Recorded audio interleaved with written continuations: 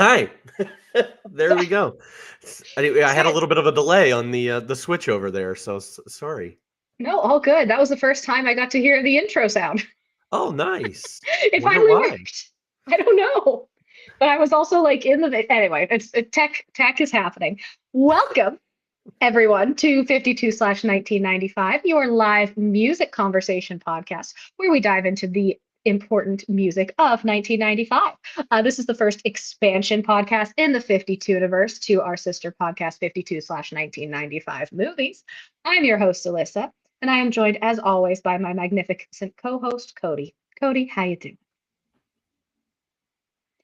Take a That's all bow. I have. A big bow for the audience. Love that. If y'all are here tuning in for the first time, welcome. Love to have you. Uh, just so you know, we could lay down the ground rules, what's going down here. Each week, 52 of them specifically, we're going to explore a different album from 1995. We'll dive into the important releases, really discuss them in detail, and I will chat with my guest here about their thoughts and experiences with the music. And each month we also have a different theme. So this month's theme is country music. And today's album that we are diving into is The Woman in Me by Shania Twain. So before we get into it, because I've got a lot of background fun facts to share, Cody, what is your experience with this album? Well, I said it last week as we dived, dived, dove deep, Dope? dove deep into country music of the 1990s. It is one of my favorite genres, favorite times in country music, and kind of have the same experience with this one that I do with Tim McGraw. This one specifically too, in that I thought that a lot of the songs, a lot of the songs that are on the next album were actually on this album, and come to find out that that's not true. But there were several songs on this album where I was like, hell yeah, I know that song. I know all these songs. So I had, I I remember this CD. Again, being in our household, and I remember. I think my favorite as a child, I'll go ahead and say that as a child, not upon this re-listen, is any Man of Mine, specifically the end of Any Man of Mine. As a child, I really loved the whole line dancing kind of portion of that. Shimmy Uh, shake, make an earthquake. exactly. I can remember a spot in my house singing this song specifically. So yeah, that's pretty much my experience with Shania Twain. She was not always like my go-to of the female artists of country music, but I know her songs. I like her songs. That's pretty much it. Yeah. What about you? Good. I feel like I was raised on Shania Twain. This is my again, I didn't have a lot of music what's the word I'm looking for? Exposure. Hmm. Hmm. Music exposure when I was very young, but I distinctly remember listening to Shania Twain, thinking her name was the coolest name ever and just so unique and different, never heard it before. And it was specifically the next album, Come On Over, the 97 release to 98. Hmm. Um, but this album was also part of the rotation. I very much remember the Any Man of Mine, Whose Bed, Have Your Boots, Even Under, If You're Not in It for Love. Like so many of these, there's so many memories tied to these songs. There's like such a every after one after the other. I was like, oh, I remember this. Oh, I remember listening to this one in the car. Yes, it was definitely a CD that we had, um, not necessarily a cassette, but because we're transitioning into that time in Yeah. '95. But I'm a big Shania Twain fan. I'm not a massive country music fan, but I will always go back to Shania Twain. Yeah. I like her as a person. I have the thing I like the most about her is that she is so unapologetic, like her, and unapologetically feminine. Like she is, and like I always joke, I said my mom raised me on Shania Twain, and then wonders how I became a feminist. she, it's the singing about how she wants love and she lost love and she loves being a woman and she has bad hair days and it's everything is it's not like a lot of times we talk about being tongue in cheek, like being cheeky or being like sly or being like ooh, like saying one thing but really meaning another. It's like nope, she is just straight up means what she says, and she's not trying to like. I want to say like the opposite of a pick me in a way. Yeah. Like she's like, I love painting my nails and I love doing this and I love doing that and this is who I am and I'm a woman and I love being a woman. And you see that I think way more in her next album, the Come On Over album, but there are parts of it in here as well, and it's just so fun and feminine. It So does for my it does feel like not the like, and I'm putting quotes around this, the Mhm, traditional feminism that people would see, especially in the 90s, when mhm, everybody thinks like you feminism is a bad word mhm. almost, or you have a negative connotation, or you have an idea in your mind of what a feminist looks like. Yeah. And this is that other side of feminism that is like, no, I'm allowed to, do all these things, right? Mhm. That's kind of what you're saying. Yes, and I also feel like it is a transition in country music, and you have a little bit of a timeline of the country music, so kind of walk with me on this. Yeah. Um, I feel like old country, like pre '90s, like there's like a shift, and I feel like Shania Twain is the shift, because I feel like late '90s, early 2000s country women in country music is the I'm gonna kill my husband country, Hmm. right? The like I'm a redneck woman or like Dixie Chicks, well now known as the Chicks, Goodbye Earl, even getting to Miranda Lambert, getting into the later 2000s, just like I'm gonna like country women are killing men. That is like the 2000s version of women in country. And then prior to the 90s, I feel like we get a lot of love ballads. We get the Patsy Cline. Everything's all about love, which I think which is why we kind of picked country for this month, is there's a lot of love songs. But it's almost like kind of one dimensional. And in the 90s, we start to get more dimension, especially and we see it with the men too, turning from that just traditional country to pop country or the rhinestone country, the making a show of it. I feel like Shania for women in country music is the bridge. Like I don't think she ever had a "I'm gonna kill a man" song, but she went from singing like it was like there was a funness, there was fun to it, there was singing about real world stuff. Yes, she was singing about love and loss, but also like about just like loving life and like kind of she has those traditional love ballads of the people before her, but she was kind of the kickoff of the women to come after her, I Yeah, feel. I agree with that. I will disagree on the one dimensional part about the women before her, maybe like earlier before her, but like Hmm. uh I'm thinking of like Reba and Tanya Tucker, and True. even Trisha I'm Yearwood. probably in more like 60s Yeah. country. Because like you're right. Yeah, we're absolutely right. And everything we talked about Tim McGraw applies here too. Because like honestly, I mean, after this last Tim McGraw album, we see him take that shift. That Garth Brooks shift. And Shania never really had that shift. She was kind of always this. You know. Hmm. She Yes. does. I think she did have an album before this, but I Hmm. technically an album before that. It's kind of like Alanis Morissette had two albums before her initial Yes. album came out. But like, yeah, you're absolutely right. Like those women are singing those traditional country songs. They're more ballads. They're more stories. Hmm. And like, Yeah. And even a Reba, I say because I kind of forgot about Reba. I'm not a massive Reba fan. I'm very sorry. okay, But I know you like Reba, but like even her singing Fancy, like that's a storytelling, but it's yeah, like you said, it's the storytelling. So you're right. I can probably put Reba in that transitional type of yeah, singer. But even her sound is more traditional than like a pop country. yeah. And So. Shania Twain has this. One of the things that I think about country music is like uniqueness of voice, of Hmm. sound. Um, and we have complained last week about how everybody kind of just sounds the same in country music now. You Hmm. have like this stereotype on the women's side, and you have a stereotype on the men's side of what they all sound like. And every genre falls into that kind of pit of Hmm. everybody kind of sounding that. There was a time when like rap sounded all the same for a Yeah. little while. Like you had like those people that were mimicking Nelly for a little bit, and then you had those people that were mimicking Migos for a little bit. I It was was gonna all the say same.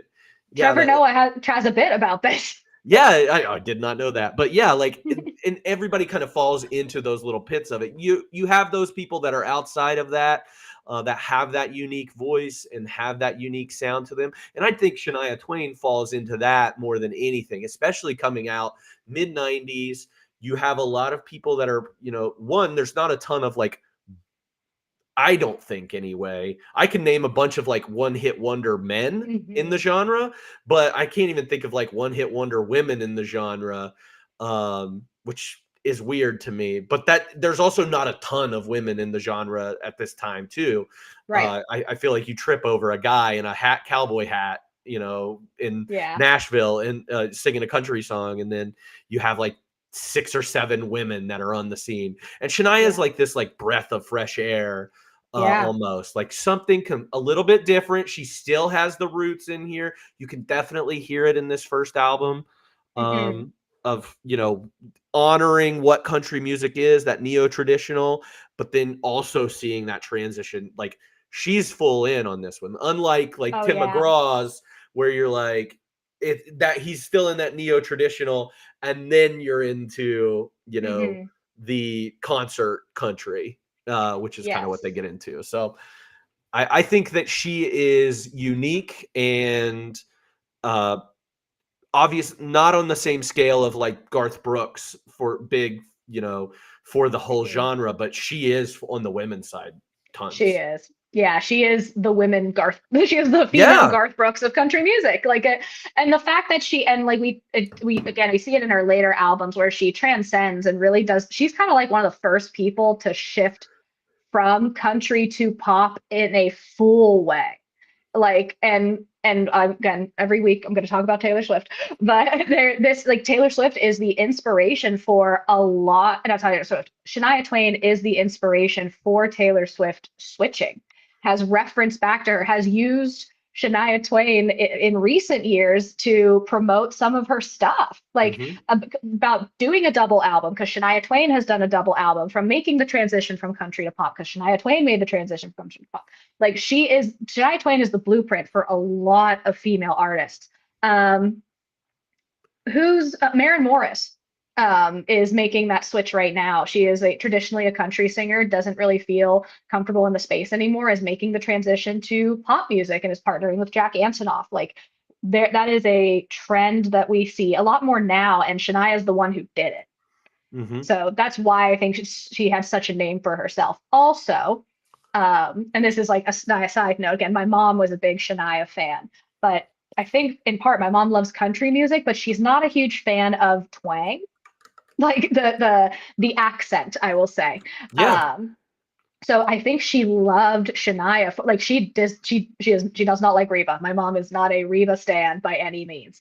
And I remember as a kid, not like you adopt the views of your parents, and like I'm okay with Reba now. Like I like Fancy, but I'm not like digging into her music. But like I specifically remember not listening to Reba because my mom didn't like Reba. But she loved Faith Hill and she loved Shania Twain. And those are two women in the country space who don't necessarily have the country accent. Hmm. So I think maybe that's why. But I just thought that was it. But it kind of plays to what you were saying about they were like Shania is different and unique in her sound, not just in it being like a country pop, but I mean even just her voice. Yeah.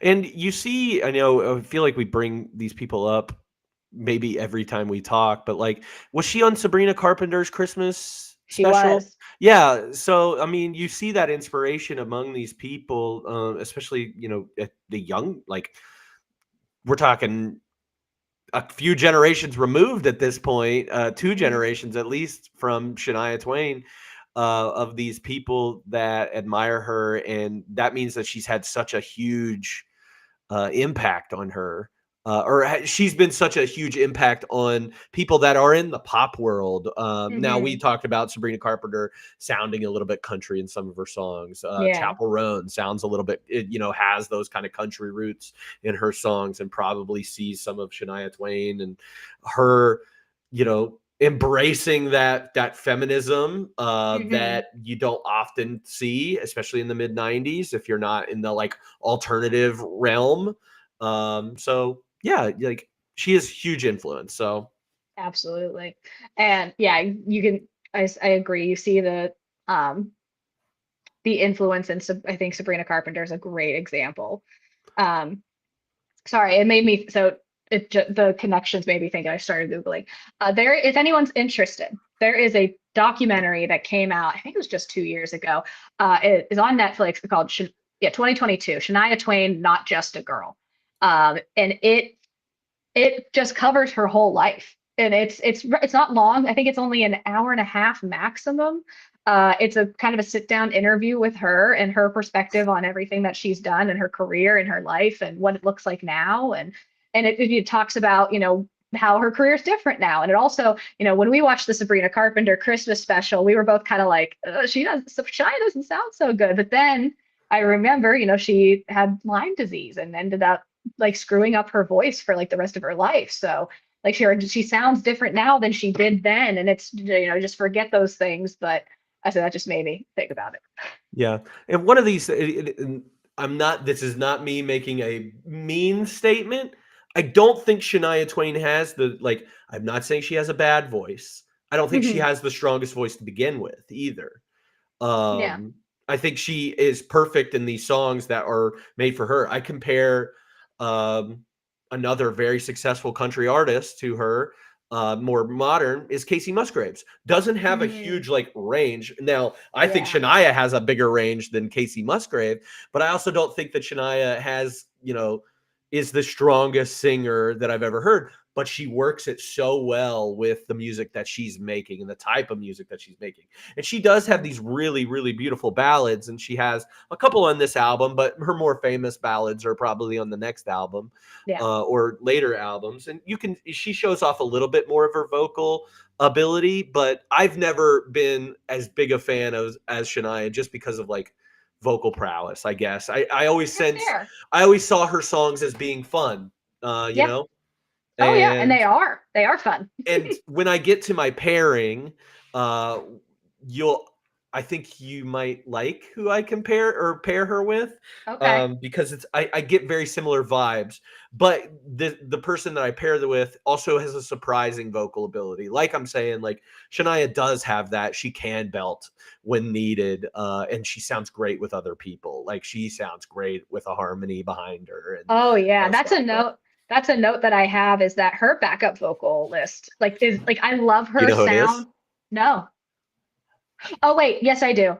I was about to say it's Isn't it Randy something? No, that's not. I He did a duet on Is it Mutt? yeah. Fuck Mutt.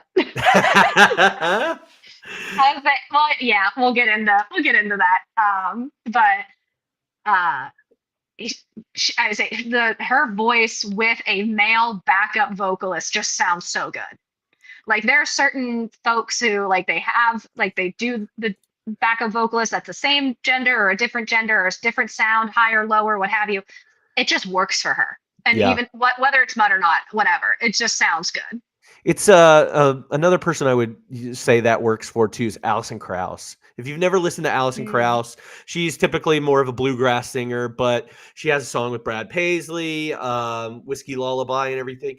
But on her bluegrass albums, her backup singer is the guy who sang on the "Oh Brother, Where Art Thou" soundtrack, the one that sings the "In Constant Sorrow." That's her backup singer, and she sounds so good with him. Hmm. It just works for them. So yeah, Shania sounds really good, especially when she has these backing vocals too. So, Yes, it helps. Yes. yeah, We don't want to get into it. yeah. Let's get into it. 20 minutes in, talking just about Shania Oh Twain. no, I love it. So the album this week we said is "The Woman in Me" by Shania Twain. Artist, the album is 12 songs long, 48 minutes, so not as short as last week's, but just close. I did not know this until yesterday. Her name is Eileen Regina Twain. I thought it was Shanamuel Clemens.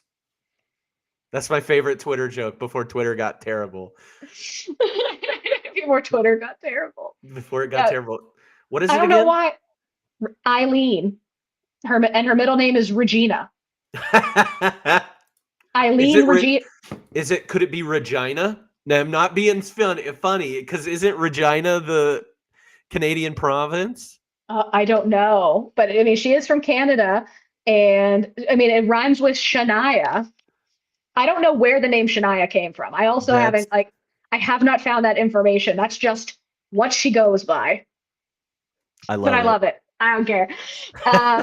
So I want to give a little bit of like background about again, I watched the documentary years ago, a couple years ago. I thought it was really cool. But I also found some of this information on her Wikipedia page. So I kind of wanted to get into it because I think she's just kind of an interesting person. So Shania, she grew up kind of with a tough life. She had her she grew up with her mom and her stepdad, and that wasn't a super great situation. But Shania started singing in bars at the age of 8 to help her family pay bills, which is what a burden to put on an 8-year-old. But she would like sing, and specifically after the bar stopped selling alcohol. So like at from 2 a.m. to 3 a.m., she would get like $20 to sing for an hour at these bars, and that helped her family. Which I'm that's like, some that's insane. that's some Dolly Parton stuff. That's some Dolly. That's some fancy stuff. Yeah. So, after I say, but she's always been a singer. She's always loved singing. After high school, took singing lessons from Toronto-based coach Ian Garrett, often cleaning his house as payment, which I thought was interesting. Again, like she's a got to do what I got to do kind of person. In 1987, so she graduates high school. She's getting singing lessons. She's singing in gigs and in cover bands and kind of traveling with that and just kind of building up her musical resume, basically. And in 1987, her mother and stepfather died in a car accident. She moved back to Timmins in Ontario, in Canada, to take care of her younger siblings and took them all to Huntsville, Ontario, where she supported them by earning money performing at the nearby Deerhurst Resort. She was 22 years old. So, Jesus. because she had younger siblings, so immediately becomes their legal guardian, has to leave her career behind and raise her siblings, and is just kind of doing moonlighting at the local hotel. And just to get by and to, get her siblings through school, basically. So again, the fact that she ended up being who she is at all is speaks to tenacity, I feel. A lot of right place at the right time, but also a lot of going back to what she knows and loves. So that's a little bit of background.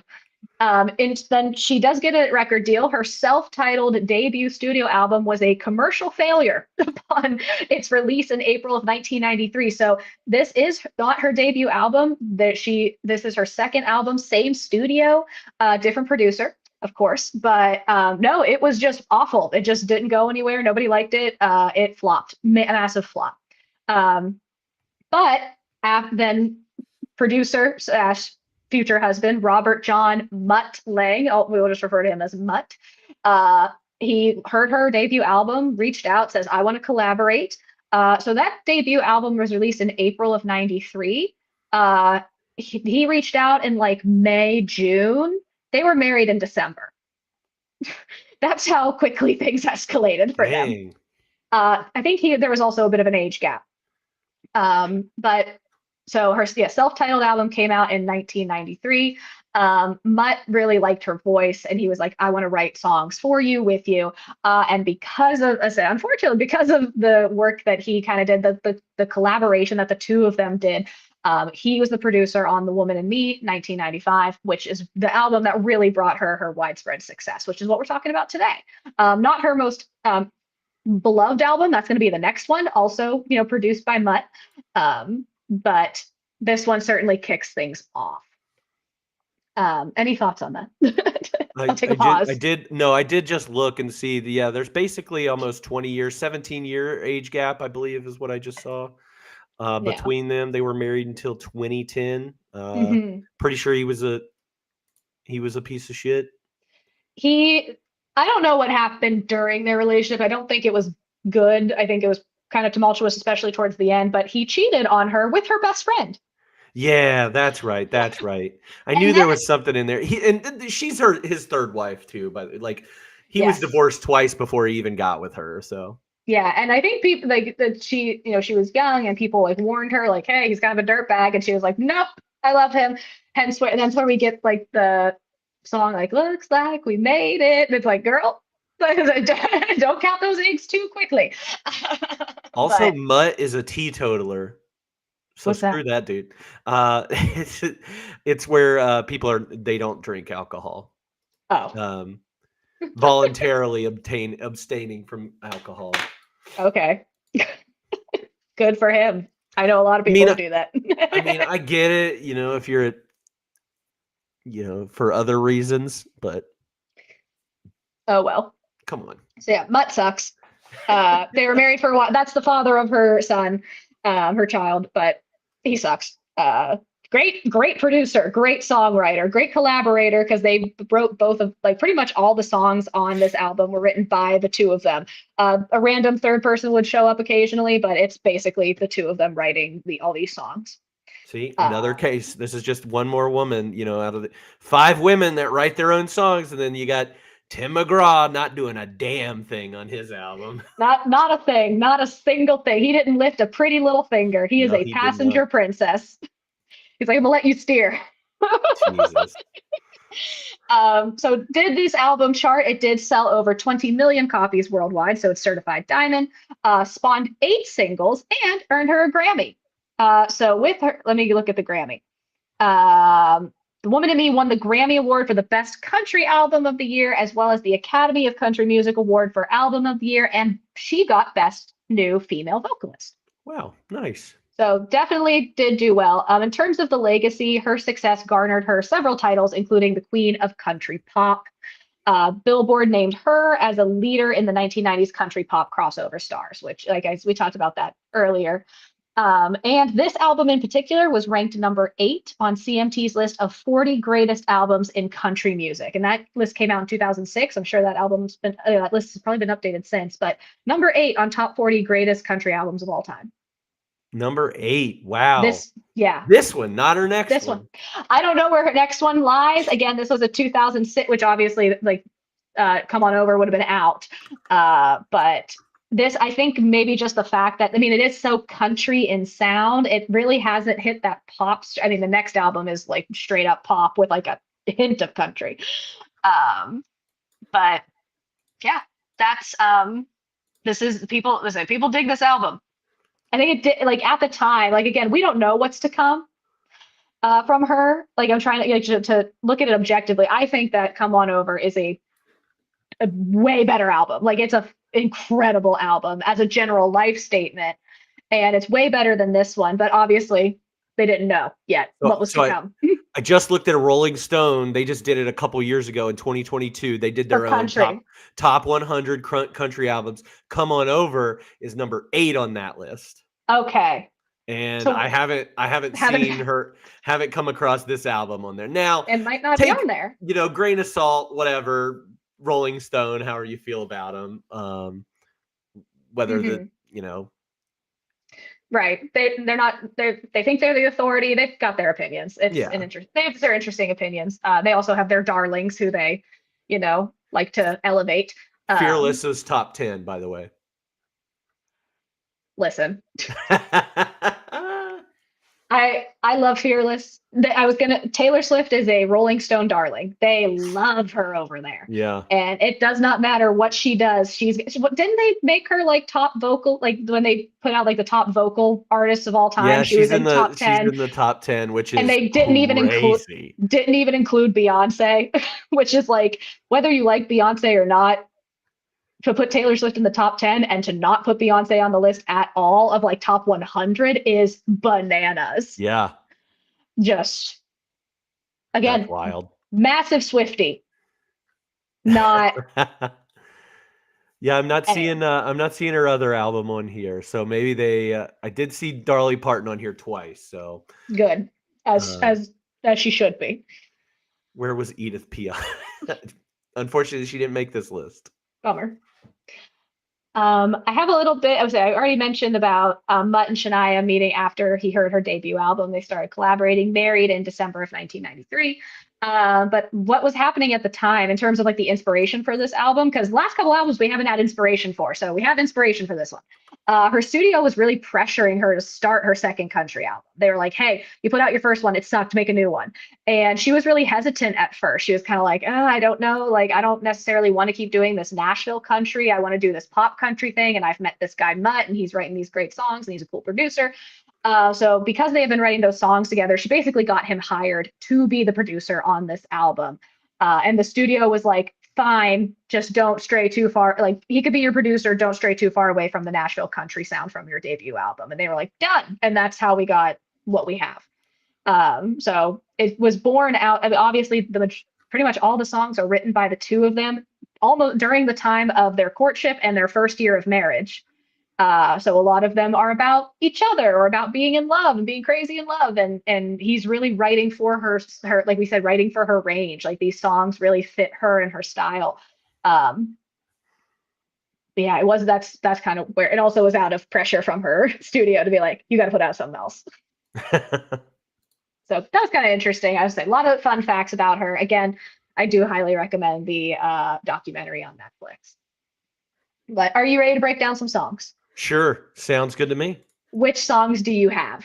So I unfortunately went with the 5 songs that were her hits from this album. So Okay. Any Man of Mine, Whose Bed Have Your Boots Been Under, If You're Not In It for Love, I'm Out of Here, You Win My Love, and No One Needs to Know. Okay. The only one I had different was I had The Woman in Me Needs the Man in You because it's just the title album as Mm-hmm. opposed to You Win My Love. But You Win My Love You win is my love.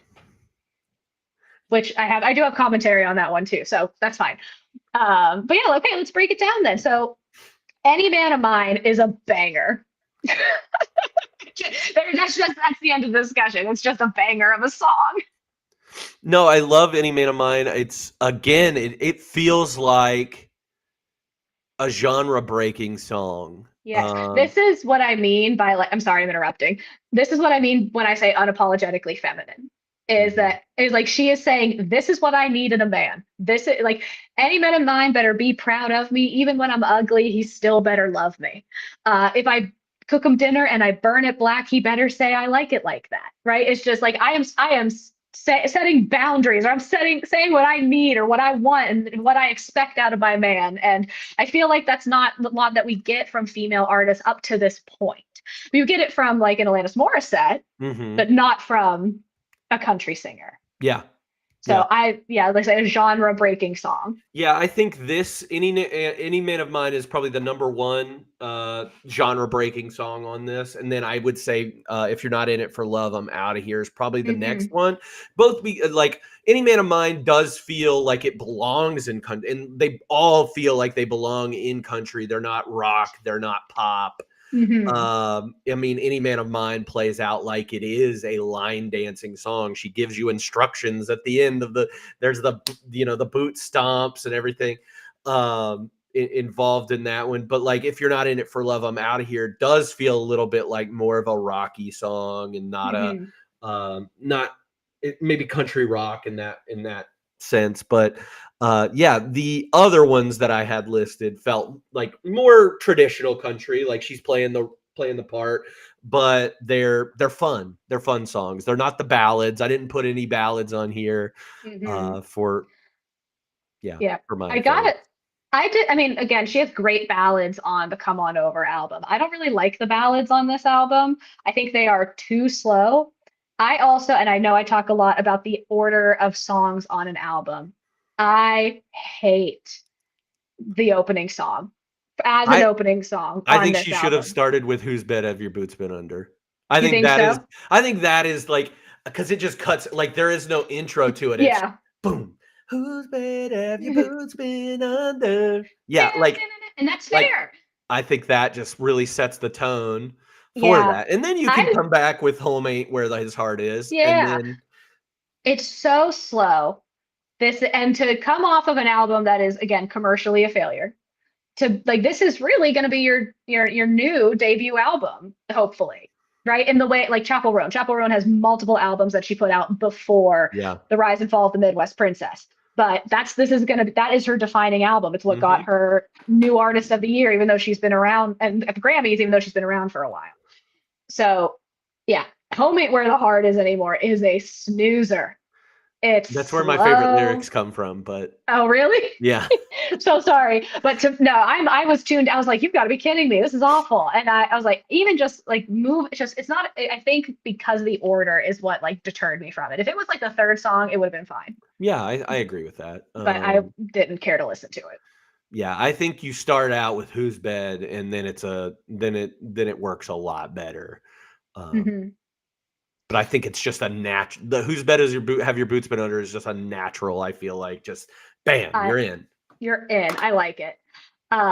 So also going back to Any Man of Mine, we could talk about we could go back and forth between the two because they're the most iconic of the they kind of go together. Any Man of Mine is the most country ass female music video ever. Like just just a woman in denim walking around a field singing a song. That is the most country. Like the music video, she's that's all it is. It's just her walking around a field singing a song. I was like, there's a guy on TikTok who like parodies and like, oh, it's like, oh, what a 90s cut or what a 90s female country music video looks like. And I'm like, it's just this video. Yeah, I haven't seen that music video. We watched a I bunch of them last week, and I didn't even watch it. I have painted you a picture, and that is it. That And is that's all it? it is. Is it like, would you is it equivalent is it equal, to Alan Jackson just riding on a That had more depth to it. he doesn't do anything, he just But there are other people. Like, yeah, Oh, he's yeah, just she's doing a show. Yeah, he changes location, right? He's like he's on the jet ski, and then he's on the dock, and then he's at the bonfire, and there's people around, and all he's doing is this, and that's fine. No, it is just her, just walking around. well, you wanna distract people from what Alan Jackson really looks like, with other people. You don't wanna distract from Shania Twain. She's That's true. beautiful, It's so a you're like cover shoot. It is a yeah. model, like it really is. It's very funny. Um, I think Any Man of Mine too, like one of the things I'll say that blew me away about this album in particular is the instrumentation on these albums. There's so much. And if you go to the credits on the a lot of Wikipedia, people. or there's so many people. There's a person that they have just for the boot stomps in this song. Incredible. The percussionist is, he's the boot stomper in this song, but you get a lot of instrumentation on all of these albums. So they're using Mhm. everything and they're throwing every country ass musical Yeah. instrument at you at all Fiddle. times. Love The a fiddle. love a fiddle, a mandolin, like dulcimer, like they've got it all in there. There's got to be a steel guitar Oh, steel too. guitar is guaranteed in there.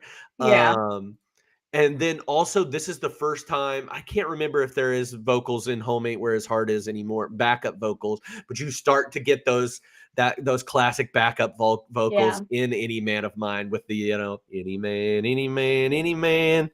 Yeah, any man of mine.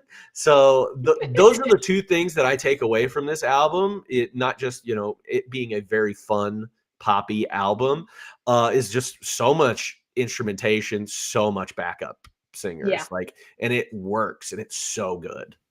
Yeah. I love it. Yes, I totally agree.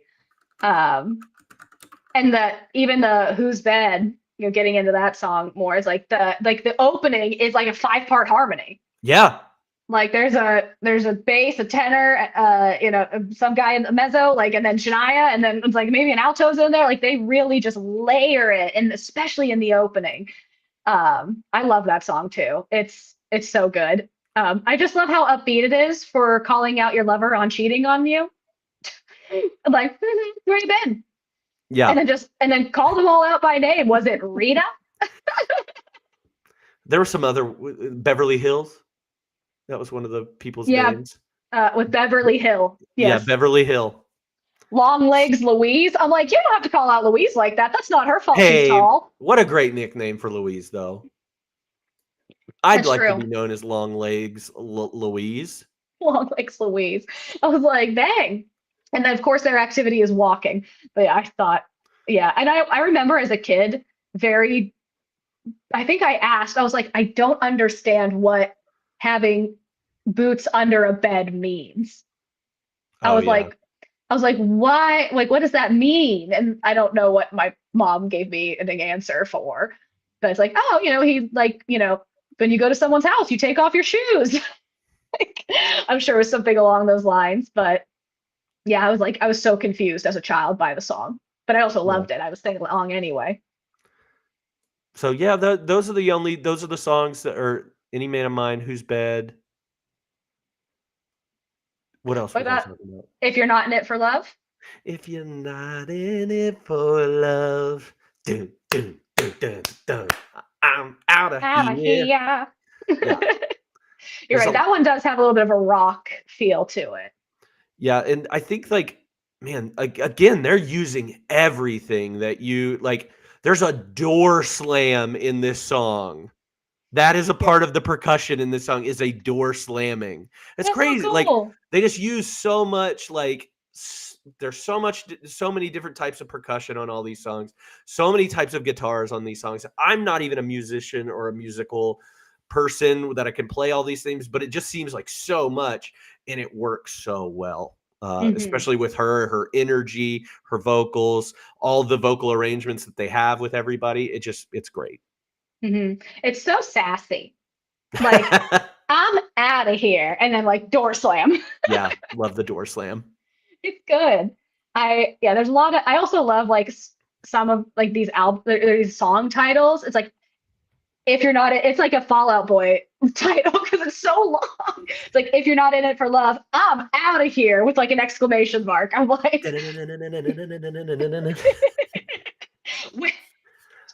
transitions into where's your boy tonight? I love it.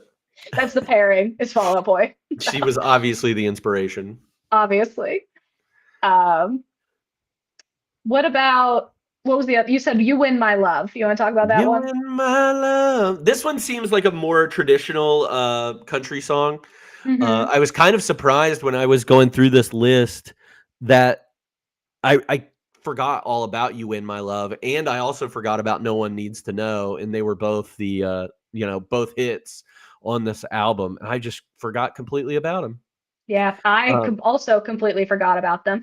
If It Don't Take Two was one that I played it and I like had a like That's So Raven like zoom into my eye flashback. I was like, oh my God, I forgot this. Like some type of sleeper cell was awoken in me.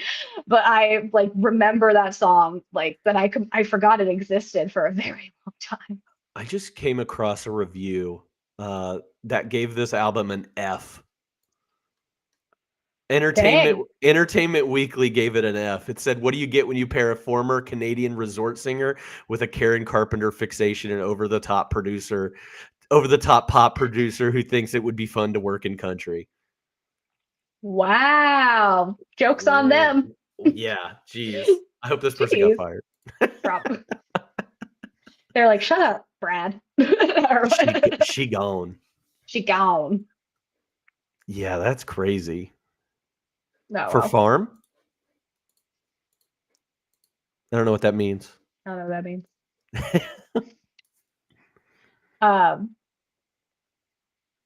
yeah, I also think it's funny. So again, I keep thinking about the next album because I love the next album. The You Win My Love is like a bunch of car references. Like it's all like, revving engines and Chevy. yeah, there's a pickup, there's a Chevy.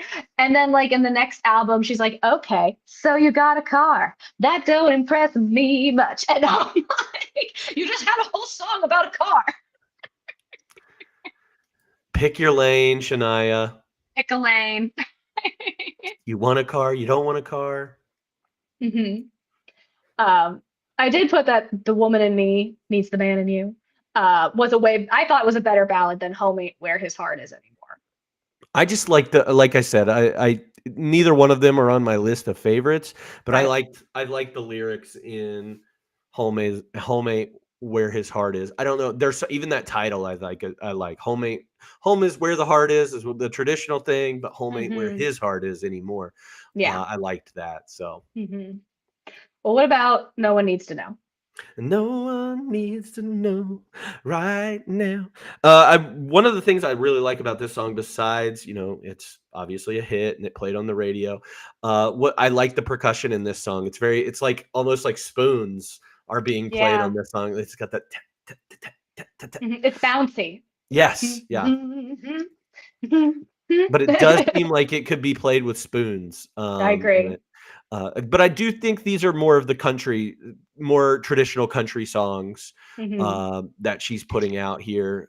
But I still think she has like a pop edge to her. So Yes, I agree. And it's just a little shoulder shimmies happening. Like there's so much of it that I like. I also think it's like the perfect crush song. Like she's like, I met a guy and I got a crush and I'm not telling anybody about it. and Like, they put that song on the Twister soundtrack, 1996. So why? because it's country, Twister's in country.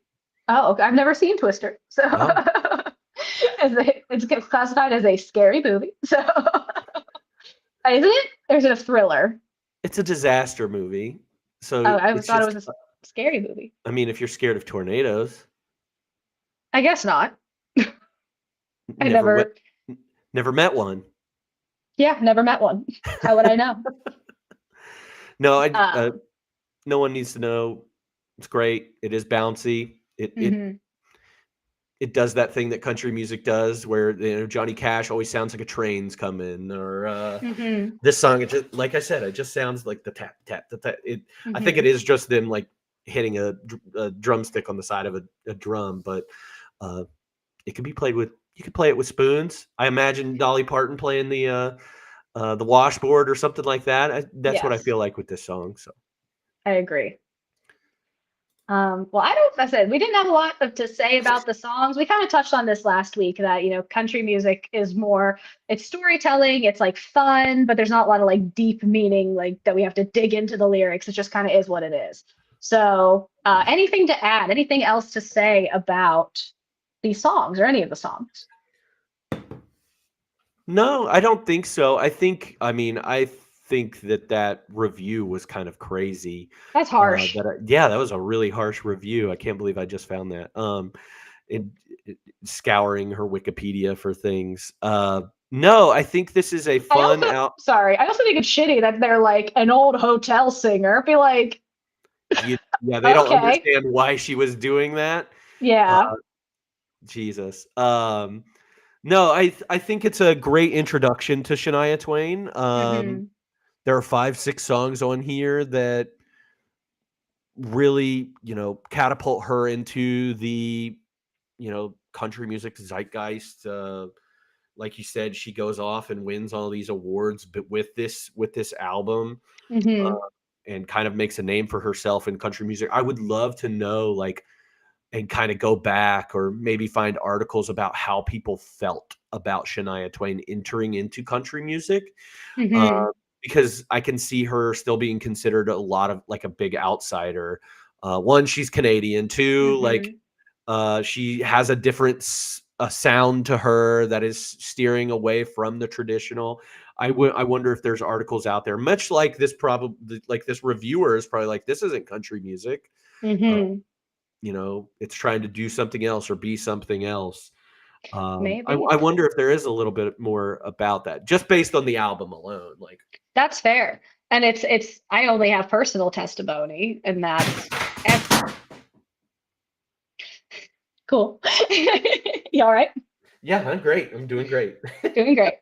I was gonna say as I listen, obviously I grew up on Shania Twain, but like everybody I knew listened to her. Everybody loved her. Everybody was excited when the new album came out of Come On Over. It's like, to me, I don't know anyone who disliked her. I was also young at the time, but like I've never heard anybody say anything bad about Shania Twain.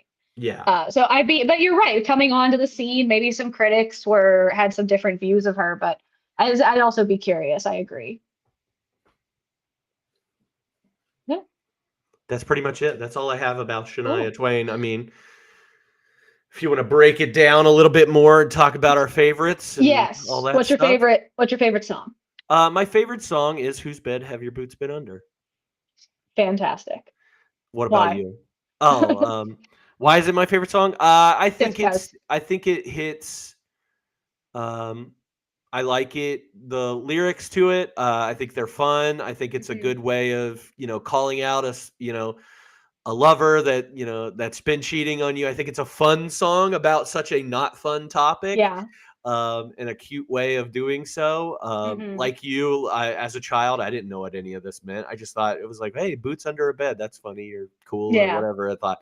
Um, yeah, so I wasn't really sure about this song when I was younger. Like I said, "Any Man of Mine" was probably my song of choice then. But I've grown up a little bit, and Hmm. I love the way this song kicks in. I love the way that it goes. I love the background vocals. I think this song's great. Hmm. I agree. I put Any Man of Mine and Whose Bed Have Your Boots Been Under. I just were the obvious choices because like those are two of my favorite Shania Twain songs Yeah. ever. But I also put honorable mention No One Needs to Know because I did not know that song until listening to this album. Oh, I okay. didn't hear it. I didn't. I was like, oh, and it's like the next to last one on the album. Like I'm like, what a little hidden gem. Like I don't know if we ever made it to that part of the CD when I hmm in the car, because you just play it from the beginning. So I'm like, I don't remember this one at all, and it like really surprised me, and I thought it was so fun. Do you remember "You Win My Love" though? Not really, a little bit, but like Yeah. not. Not in the way that I remember. Like It Takes Two, um, Is There Life After Love? Again, anything on like the front half of the album, to be honest. Yeah. But I do Yeah. remember God Bless the Child, so I'm sure I heard it at some point, but it just, yeah, never didn't register.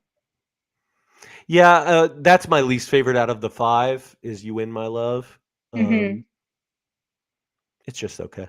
Yeah, it's fine, Yeah. but yeah, I like No One Needs to Know. I think it's cute. She's like, we're gonna have a boy and a girl and a dog named Leroy, and he doesn't know I exist. I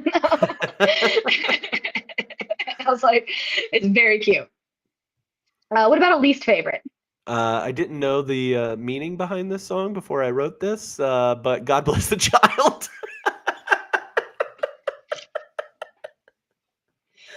Whoops. Why? Just because It's just not in the it right doesn't place. fit? It Yeah, doesn't fit for me, and I'm it's like, so short. it's a minute long, it's a cappella, it's like it's not Shania Twain at all, and now I feel bad for saying it's the worst song, like, it's not my favorite song on the album, but I'm definitely skipping that song, like, Yeah. the album ends at "No One Needs to Know." I'm not going to number 12, to be honest with you, like Well, I was like listening to it and I was like, oh yeah, like it's a cappella, it's different. It's like it does showcase her voice. It stopped so suddenly. I was like, wait, the song's over? Like it didn't even end on a note that made any sense. I was like, what the heck? I was very surprised. yeah, and, like, to come right after "No One Needs to Know," it's It's weird. jarring. It's jarring. And again, that's why album order is so important. I think it's a good ending. I think it's a good end because again, you're not going to throw an a cappella song in the middle of the album. No, like, Um, make it a but hidden track. yes, make it a hidden track, or make it longer. And then don't put No One Needs to Know right before it. Do not make this song longer, it is long enough. Right, make it longer enough to make sense. But I'm very sorry. I put Home Ain't Where the Heart Is anymore. That's Or fine. yeah, ain't where his heart is anymore. I was so annoyed. I was like, what do you mean this is the opening track? And it was too slow. Yeah. Like I get a ballad. I love a ballad. I'm not opposed to slow songs, but I was just like, ugh, like I was just like, I'm over it within 2 seconds. I don't want to listen to this. Yeah. No, I get that completely, and when you had told me, you're like, "Did you know it starts off with a slow song?" I was like, "I had no idea." So whenever I opened this up, I was like, "Oh, this is what she's talking about." But I like I said, I went back, and what I do is I listen to it through. I try to anyway. I try and listen through, and then I'll go through the lyrics, and I'm like, "Okay, this one seems a little bit more. Let me listen to it again." And that's what I did with Mhm. that song. It did not make my favorites list. It might not even be it might be number 7 or 8 on this list Mhm. Out of of 12. songs. Yeah, but it does have more. I think some, like you said about country music, we're not looking at like poetry here or some really really great lyrics by any means, but I felt like this one had the best ones. Mhm. What you said your favorite lyric comes from that song? What I is think it? it comes from like it's either a bridge or a pre-chorus, and she says, "He may still come home, but I live here alone. The love that built these walls is gone. Home ain't where his heart is anymore." Is the Hmm. beginning of the chorus. So Yeah. It's heartbreaking. It's a good heartbreak song, but like being stuck in something or being in something that you want to work and it's not working. But It's very Bridges of Madison County. it's call back. Call back. Self um, promotion. eh, eh.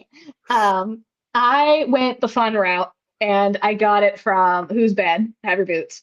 And it's so next time you're lonely, don't call on me. Try the operator. Maybe she'll be free. I almost put that one, to be honest with you. It's just a middle finger, and it's just Yeah. so cheeky. But like I like as a kid didn't register. Like as an adult, like revisiting this, not now, but this was just like I was making like a Spotify country playlist, and I put this song on there. I was listening to it. I was like, oh my god, that's so funny.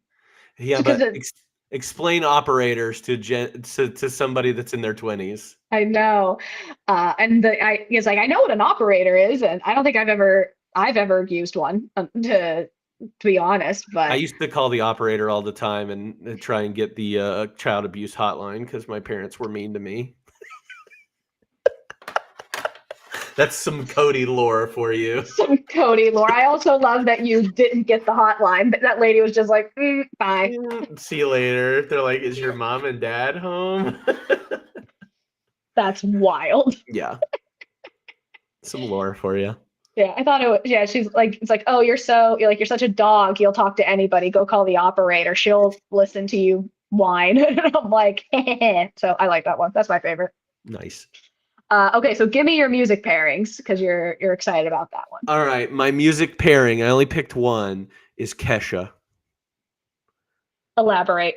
I think that Kesha and Shania Twain have a lot in common for like breaking into a genre and changing the genre and being a part of some like especially with songs like Any Man of Mine coming in or That Don't Impress Me Much or probably a couple more on her 97 album, so to speak. But like this attitude, like I don't give a shit about what is going on. I'm not your typical pop girly. I'm different. I'm gonna rap about, brushing my teeth with a bottle of Jack. And I just think that they kind of go well together. And then also Kesha has a very lovely voice and is She does. highlighted on some of her like later songs when she does sing more ballads like Praying. Oh, Praying so good. Yeah. So that's where I see the comparison. And the whole time I was like, yeah, she's just country Kesha.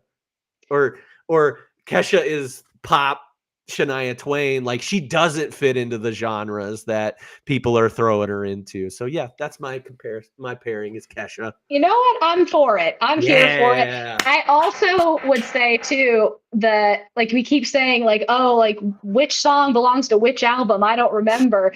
That's also very Kesha. Like Kesha has like a couple on the first album, a couple on the second, and I'm like, oh, I just thought they were all on the same album. Like because they sound they're good. They're all good songs. She has a ton of hits, but like I don't know when they came out or what's going It's on. like there. Rihanna too. Like I couldn't Yeah. tell you what hits go on what Rihanna album. Yeah, exactly. So you know what? I'm for it. I dig it. I'm here for it. You win. Yeah. I put Faith Hill just for my mom because she's again those were her two girls, and I also put Taylor Swift's Fearless album because to call back to earlier because it just I mean I know how much Shania Twain has a spot. Specifically Fearless. We're going, and then even Speak Now, again, she's still full country era. Speak Now is like the bridge before we got into Red, which is when she attempts pop before going full pop in 1989. Mm-hmm. But I think specifically Speak Now and Fearless would pair well with this particular album. Again, that country, that fun, the different sounds. I think those ones specifically. I was too hard on Shania Twain. I hope she forgives me. Well, would you recommend it to a friend? Yes, I think so. I would recommend it to every friend. Like if somebody was wanting to get into country in the 90s, I don't know if I would say, hey, Shania Twain's where you need to go.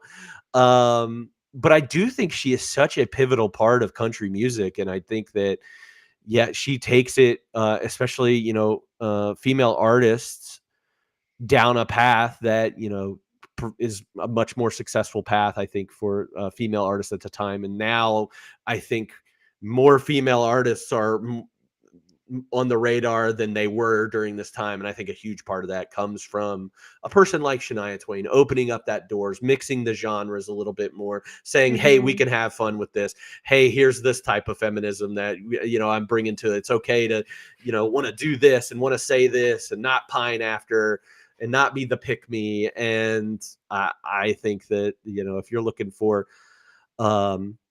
greatest female country artist, she's up there. Greatest country artist, she's got to be, top 20 at least, I would say. Yeah. I mean, she's one of the most decorated and like highest selling country artists, let alone female country artists of all time. Yeah, I think there's probably only a couple people I think I would put Dolly ahead of her just because of it's Dolly. Yeah, it's Dolly. But I don't know, I think there's some traditionalists out there that would probably put Reba ahead of her, but not me. I think Shania is probably number 2 on that list of female artists up there. Yeah. So yeah, she's definitely probably top 10 then. Now that I'm kind of slowing down and thinking about it. But it would recommend it to a friend, especially if somebody's wanting to, know the history of country music and where it comes from and where it pushed people towards. So yeah, I would love to recommend it to someone who knows Man, I Feel Like a Woman and nothing else, because there are people out there who are just like, I don't like country music, but I know that song. And I'm like, well, it's like there's so much more out there that's like it. Like, she has so many songs that are so fun, that are so empowering, that are so feminine. I'm like, yeah, that would be who I would recommend this to. I mean, I agree with you. I don't think anybody's asking me for country music recommendations. But as a general life statement, if someone was like, oh yeah, I really like that song, but I never really listened to her, I'd be like, here are the top 6 songs you need to hear, and Who's Bed and Any Man of Mine are probably on that list, honestly. Yeah. So yeah, I would absolutely recommend it. What's your star rating? I think I give it a 3.5. I think the only reason that I'm not giving it a higher than a 3.5 is because I think Come On Over is more of a 4-star, maybe higher album. Just with some of the hits that are on there, and the ballads are better on that album too. So From This Moment On is just so good. Yeah, I ended up giving it a 3. I said 3.5 for nostalgia, but objectively looking at this album, I am only going back to maybe 3 songs. Maybe 4. Again, Any Man of Mine, Who's Bed, If You're Not In It for Love, and No One Needs to Know. And I'm like, 4 out of 12. That's not the best album that I've listened to. So those songs are so good. I'm like, do they make up for the rest of the album? And again, knowing how much I love Come On Over, which to me is maybe a 5-star album, maybe closer to 4.5. I gotta be, try to be objective. Yeah, no, I get it. I think the only reason, I know the 5 of those songs, but they were all those played on country radio so much that they are ingrained in my head. So if they come on, I know them. And just riding along with me in cars and stuff like that, any 90s country music that comes on, I'm singing along to it as much as possible. So when I gave Tim McGraw's album a 3.5 last week, and it had 2 songs on it that were on the radio a ton. That's true. I think that his average songs were a little bit better than her average songs. I agree. But she had more of the hits, so I kind of gave him the same. True. That's fair. I think my Tim McGraw, I think I gave Tim McGraw a 3.5, but I do kind of think that I liked that album as a whole better, holistically. I like Tim McGraw's album better than this one, even though I'm way bigger of a Shania Twain fan than I am Tim McGraw. I get it. I'm not fighting that battle. Well, that's all I've got. Do you have anything else? I don't think so. I think that's it. That's all I've got to say about old Shania Twain, Shania. Eileen Regina. Eileen Regina. Come on, Eileen. Okay.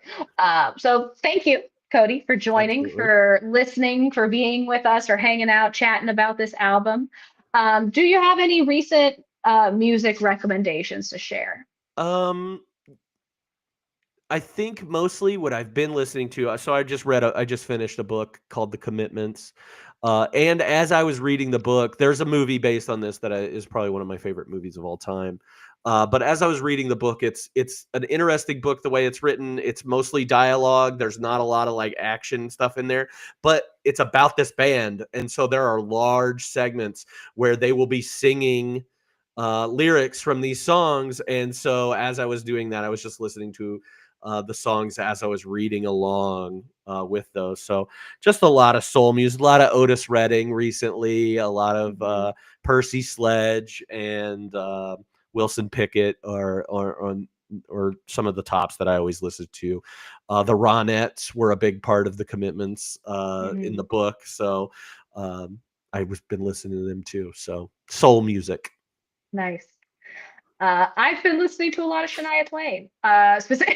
Which obviously I listened to the album for this week, but I just was like, "Come on over" is such a better album. So I just kept listening to. I was like, I need to listen to the '95 album, but I kept going to '97 because it's so fun. So that's kind of what I've been stuck on this week is just listening to Shania Twain's other music.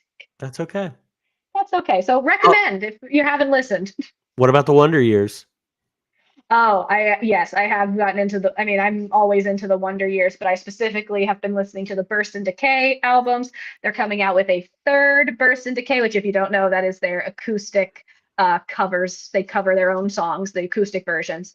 And I'm so excited for the third one.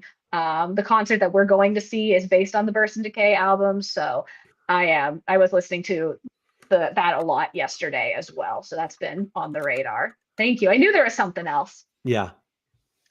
Well, that's all we got for you. Any info that you need to have about our podcast here, you can get, and just the 52 universe in general, you can get by joining our Discord server that's open to anybody. We'd love to have you. We'll give you a little wave when you join.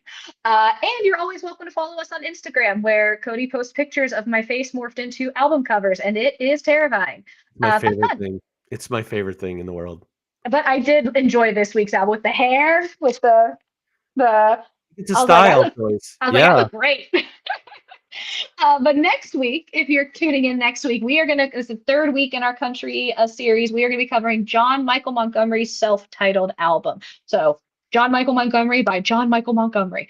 Excited to be streaming that. That'll be on whatever platforms you use, wherever you stream your music, Spotify, Apple.